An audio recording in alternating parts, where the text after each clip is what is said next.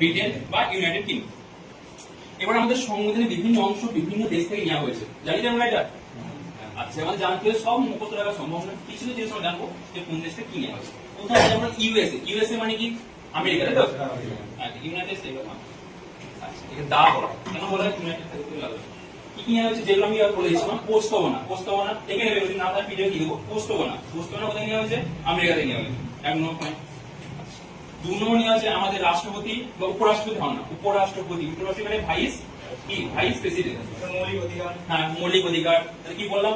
প্রস্তাবনা, vice president, মৌলিক অধিকার, এগুলো তোমার কমন কোশ্চেন পেয়ে গেলে। যেটা পরীক্ষা পড়ে বিচার বিভাগীয় পূর্ণ বিবেচনা, মানে সুপ্রিম কোর্ট একটা রায় দিল, তোমার সে রায়টা মনে হলো ভালো, মনে হলো না, বা তোমার ফ্ল্যাপ হয়ে গেল, তো মনে হলো হবে না, তখন সেই বিচারটাকে করে না পূর্ণ বিবেচনা করো।